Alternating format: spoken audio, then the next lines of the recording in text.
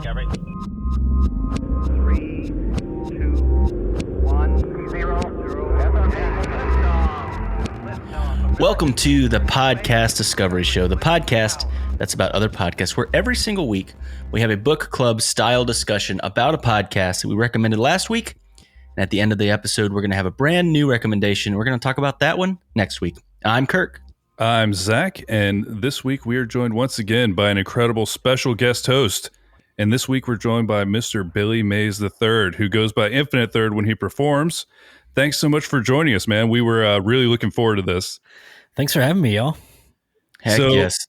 This week we're talking about a show that Billy recommended to us called Tai Asks Why. So where did you first hear about this show? So I was on a drive with my partner to a wedding in the woods in I think it was late 2018. And we were just asking people for podcast recommendations. And somehow this one came up, or maybe it was just a random find on Google or something. I'm not even sure. And of course, we were like, let's go straight to the death one. And this was actually the first one that we listened to. Really? And in my opinion, I've listened to the whole first and second season. I think this is the best episode. But it's probably just because of the subject matter. So I don't know if you guys want to talk about it, but the episode is called "What Happens When We Die." I think that's what he's asking in this episode. Well, how would you describe the show, especially since you've listened to multiple episodes? So is this the same format, kind of like almost every episode? Totally. So it's a kid named Tai, and we think he is maybe 9 or 10 in the first season. But he produces his own podcast, and I think it's picked up by the Canadian broadcast something, and CBC. Yeah, something like that. I think it is a CBC. Yeah. So he does a 20 to 30 minute episode where he explores topics, but he goes and does real interviews with people that he chooses that he thinks would be good for this topic. So on the death one, he talks with a rabbi, a Buddhist monk, I believe, or maybe just a Buddhist, and then Buddhist of some kind, I guess. Yeah, and then he talks to his mom, and he talks to his little brother who's 5 or something. Yeah, and he talks to a Catholic priest as well. Oh yeah, Catholic priest too. Yep. So that's what the episodes are pretty much just edited together of the best moments from each thing, and he kind of gives his own little insight. And it kind of, I didn't really hang out with that many kids at the time when I listened to it, so I was like, are kids smart? When I was listening to it, I was this kid is having really deep thoughts at 9. Yeah, he talks about being an atheist, but he's sticking to science this time around. In this lifetime, he's he doesn't go against any religions, but he just wants to see what's out there, see what's going on, see what's proven. Yeah, I knew he was different when literally the ad read that he was doing at the beginning. I was like, oh yeah, this kid's articulate. This kid knows how to talk. This kid, he's a smart kid. Yeah. And it just got, deeper from there because, the stuff that he was talking about and the way that he was analyzing stuff was, different level than I think I would have analyzed anything at that age. For sure. Definitely for me. I feel I didn't really come online until I was 19 or something. I was we were a mess talking about it before the stream. All we were doing is watching Pokemon and Power Rangers. Yeah. This kid's up to real stuff. No, you can tell he's thoughtful immediately. He is a really great presenter. He's got just based on what he's doing right now, he probably has a very promising career in some kind of broadcast, some kind of content creation, because he just is good at it at a very young age. And the question, what happens after you die? I mean, we, Kirk and I at least grew up very religious. We grew up in Christianity. So a lot of these we had framings for this question growing up, but it was kind of just you regurgitate the thing. Him going at it from 3 different religions, talking to his mom, talking to his even younger brother, who literally he just sounds like a adorable little baby on the podcast.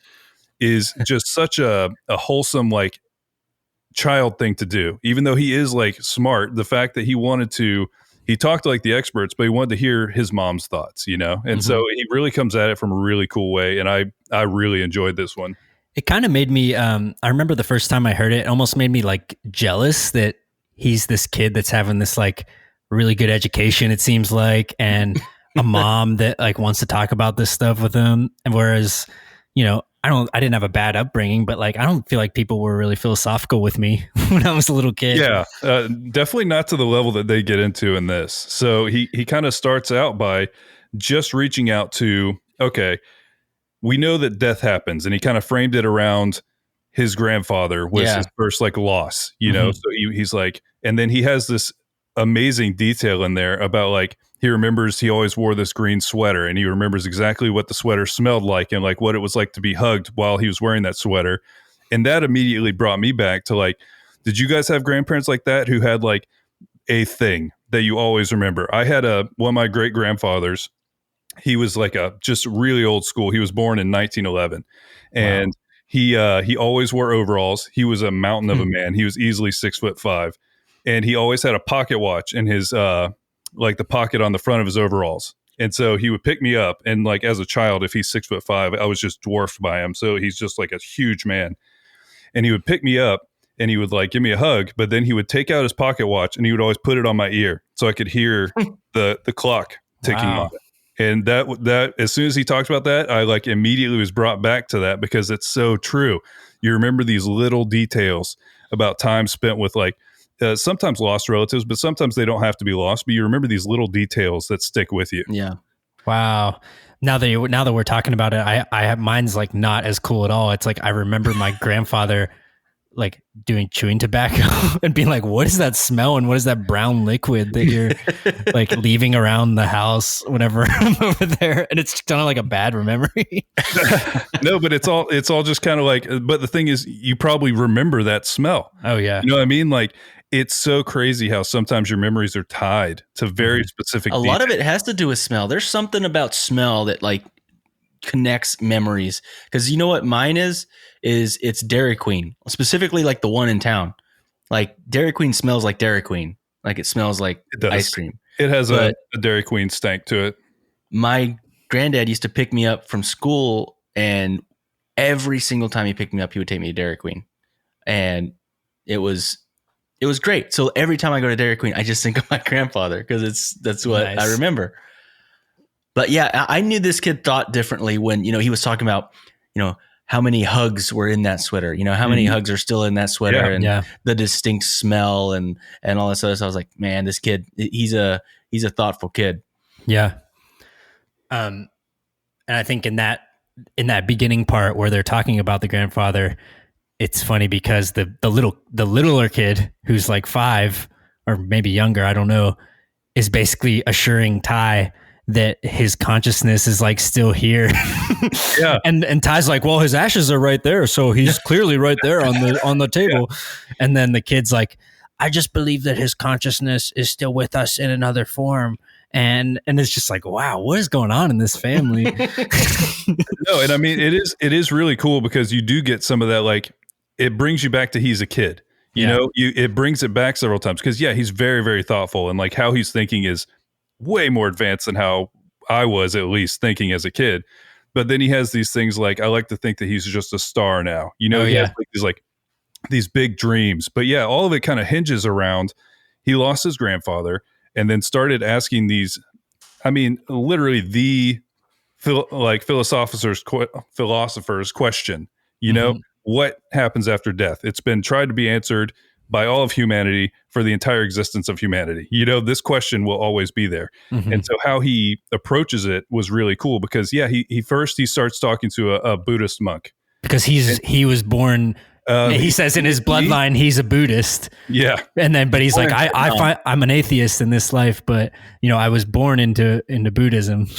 He's like, who knows if I wasn't reincarnated and this reincarnation, I'm an atheist who thinks about science. And the Buddhist is like, yeah, maybe in your last life you weren't satisfied with the questions you were asking and you didn't get your answer, so you came back around in this life to ask more questions, which is kind of meta in itself that his show's called Tai Asks Why. Yeah, no, and I do really like, I appreciated kind of all the perspectives brought here because they all did it very sincerely, Mm-hmm. And so the Buddhists talking about, I always appreciated the kind of the cyclical nature of what they're talking about, where it kind of always is just churning, always all energy is just kind of cycling around and coming back around. And so he gets this whole breakdown from a Buddhist about kind of what's after death and things like that. And he like fully explores with that religion kind of in that framework, how this could all be answered there. Yeah. I actually heard this part differently this time because I'm currently reading a book that is called, I think it's called Awakening from the Daydream. And it's about the Buddhist wheel of life. And it's a really badass illustration on the front where they reimagined the Buddhist wheel of life with this guy's art. And then each chapter breaks down the different elements or the 6 different realms that are included in the Buddhist wheel of life. And he starts talking about that, the Buddhist in this episode, because he kind of brushes over it, but he's like, well, hell is not a permanent state. If you have some karma to work off, you spend some time in hell while you deal with it. And then you become an animal or, and that's how he framed it. But in the book that I'm reading, they frame it as the different realms. We all go through them all the time. Like sometimes you're feeling like an animal and that you just numb your worries by eating food or, doing like really base level bodily things. And sometimes you're in the human realm, which is ups and downs and like, fears and hopes and all these things. Then there's like the God realm, which is just bliss and you don't have any worries in the world, but like all of them are very temporary. So I heard that and I was like, oh geez, I didn't even that didn't register for me when the first time I heard it. But since I'm reading this book, it was like the perfect thing that I need to hear that like, oh yeah, we're talking about death and life all the time. And that this is kind of explaining it in a way. That's really interesting. That's another discovery I can bring to the. I do want to know more. We can talk about that later. Very much about Buddhism, to be honest. We learned a little bit about it in school, but very base level. I think I learned a little bit more just listening to Tai and the. Oh, really? Wow. Yeah. Yeah. So Buddhism I don't know very much about it. It's like a fun thing. Like there's not like radical Buddhists, I mean, I'm sure there are, but I think there was an Onion article that was like Buddhist terrorist like decides to go on TV and threaten like Nirvana for everyone or something like that. But yeah.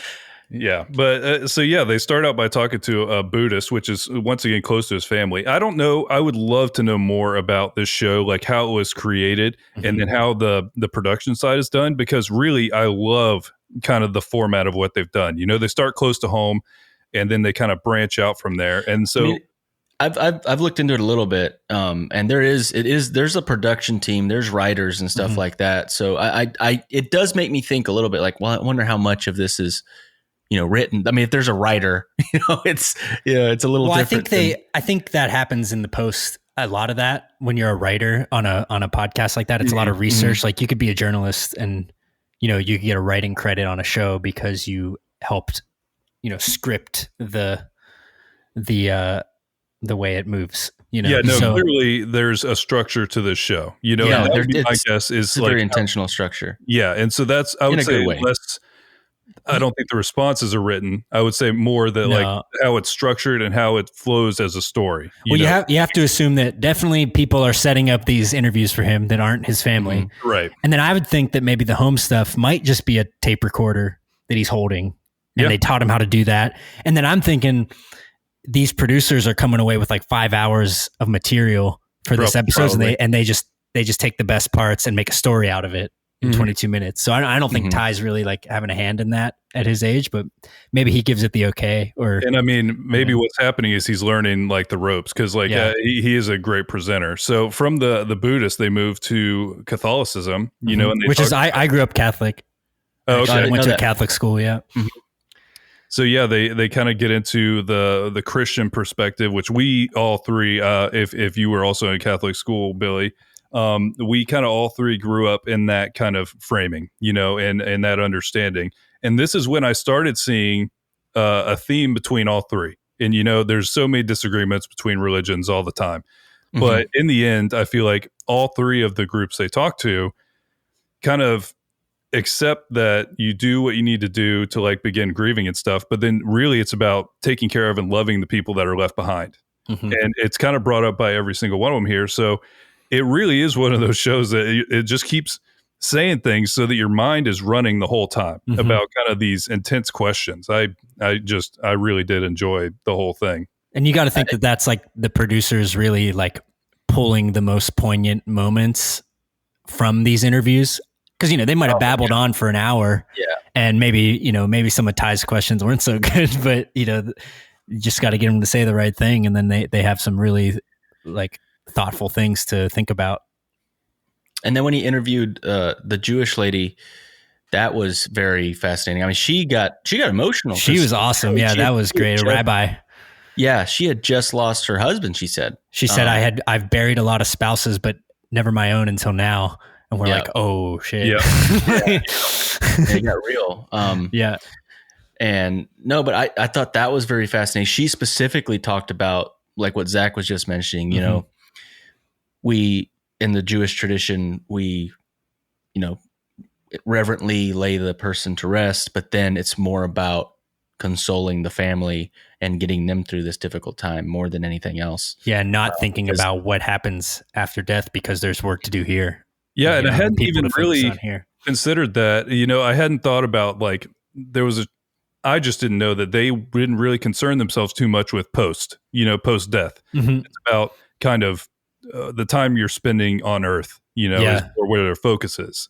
So that was, it was another interesting thing. And she also said, I think she had a line, something like, I carry my husband on the back of everything I do. Yeah. I was like, okay. So yeah, this has gotten very real, and it's just really good. It's really good the whole time. And then you kind of remember that there is a 10-year-old as the lead of this thing. Yeah. Like you forget sometimes because it's a heavy, heavy subject done very, very well.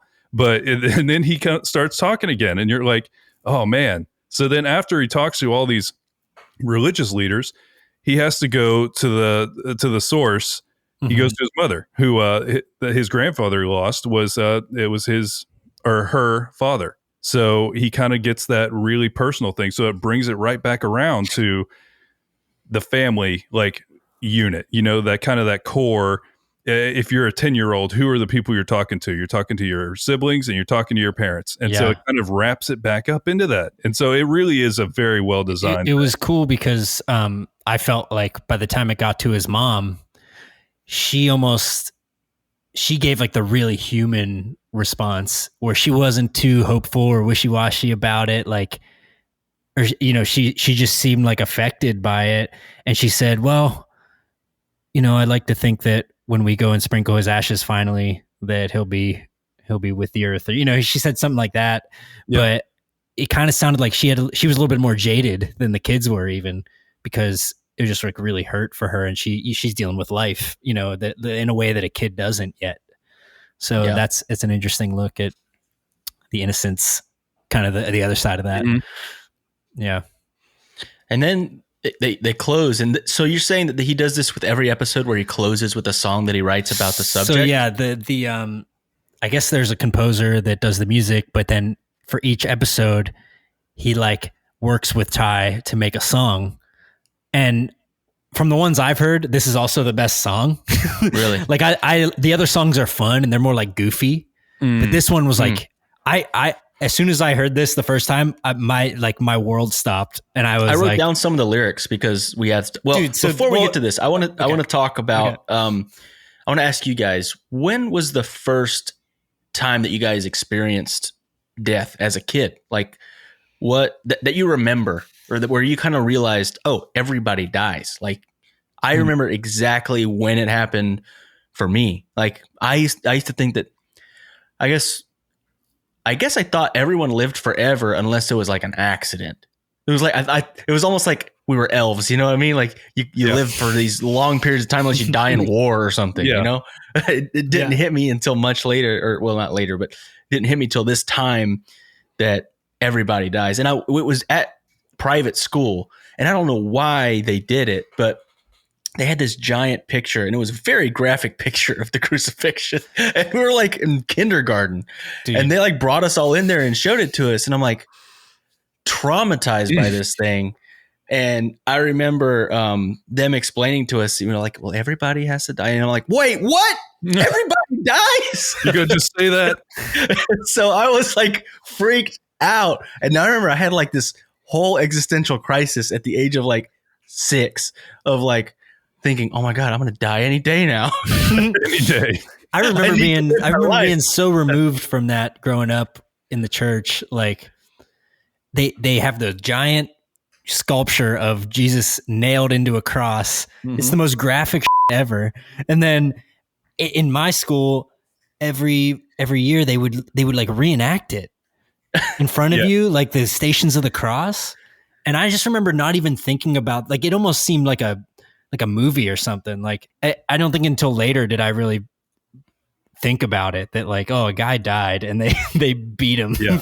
Like, so I don't know. For me, that stuff never really registered as death for me, or like I don't even think I really thought about it till my grandma died when I was in like 9th or 10th grade. And I do remember feeling pretty lost about that, but I don't know. It's like when I was a kid, I almost didn't have any reference. Maybe, maybe All Dogs Go to Heaven. You remember that movie? Okay. I think that, or maybe even before that, Land Before Time. When the mom dies, my mom like made it a point, because I was raised by a single mom. It was just me and her. I remember she'd like make it a point to be like, this is what would happen if I died, and she'd like make a big deal out of it. Oh, like it made her sad. So I was like, oh, this is supposed to be really sad. No, I mean, Mufasa clearly scarred me, as with most other children. He scarred you. I get it. Yep.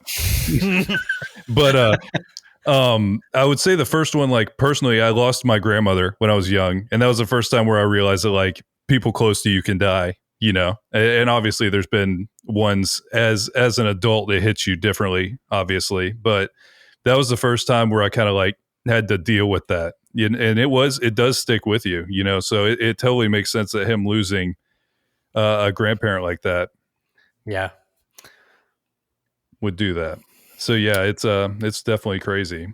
Okay, so now let's get back to the song. Well, hold on. This reminded me of the last part of the podcast before the song. I actually just went up. Since I had just listened to it before we started recording, I went up and in upstairs in my house right now is my partner and our daughter, our 4-month-old daughter. And, we've had a heavy time since the baby was born. There's a lot of hard things that come with it. But on top of that, just dealing with some grief about some things that I won't go into. But it's been a particularly rough week because of a date that just passed, an anniversary date for her. And so she's just been really like, just getting to the basics of death of like, man, it's just like, man, we're going to die. Or like, we don't know if we're going to get to spend this much time with our daughter and stuff. And like, it's heavy. So I actually, before we started recording, I ran upstairs and I had to share with her, because I knew she would remember the very last thing that happens in the podcast is when he's talking to the little brother again.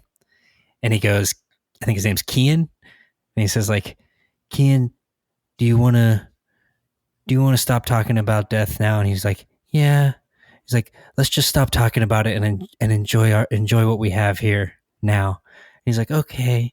And I was just like, I started tearing up and I was like, oh my God, I got to go remind Katie about that. Cause it's like, you're asking these questions and you're like, how do we deal with this? And like a kid can come up with this simple answer. It's like, you've been dealing with it for your whole life. So just enjoy what you have, Yeah, it is crazy that it's something that literally everyone who has ever been on this planet or ever will be has to experience it, and it still holds this kind of mysticism. This question that is literally an inevitability for everybody who's ever been here or ever will be. It's still got this level of impact. There was a quote in that Buddhist book that I'm reading that really spoke to me, that said, because they basically say that like in Buddhism, the deity, which there isn't one, or the God, is basically impermanence. So there's a line that was just like, the only thing that ever truly governs us is impermanence. Like government doesn't really last. Nothing ever means that much, but impermanence is something that governs everything and everyone, like inescapably.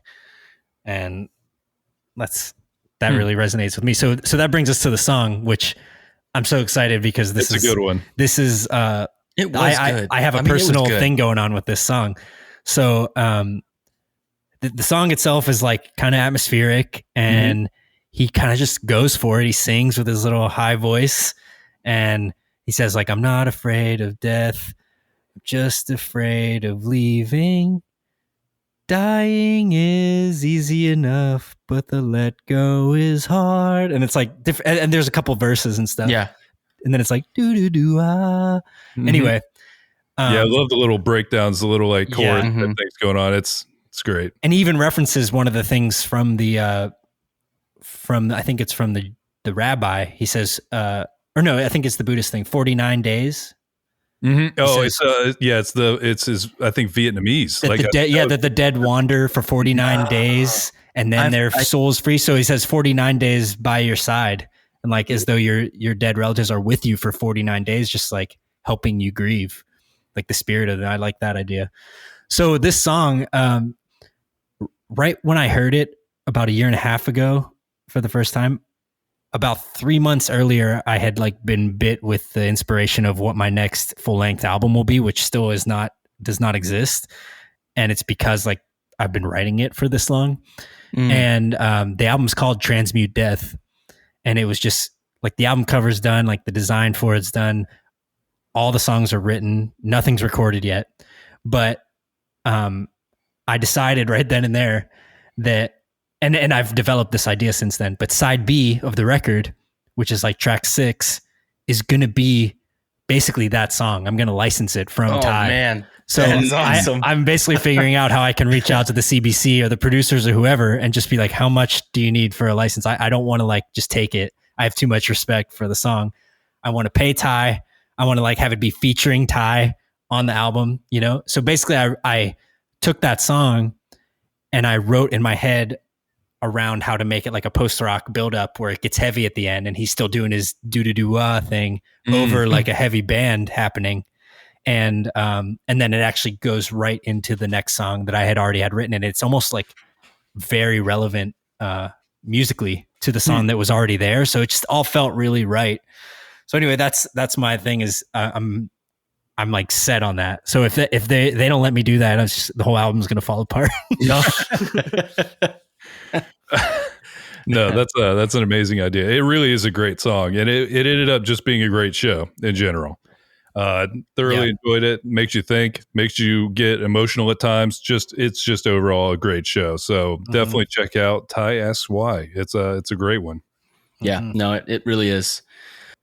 And I guess that brings us to next week's recommendation. And we have another special guest that's going to be on the show. He's a master storyteller. He's been featured on The Moth, Snap Judgment. He's been featured on Risk, all these other storytelling podcasts. He's an ex-military guy. He used to be a paratrooper. He's an amazing storyteller.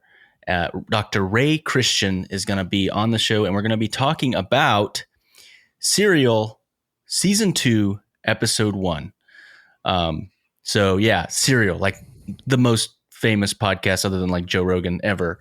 A lot of people, that was their first podcast they ever listened to was Serial Season 1.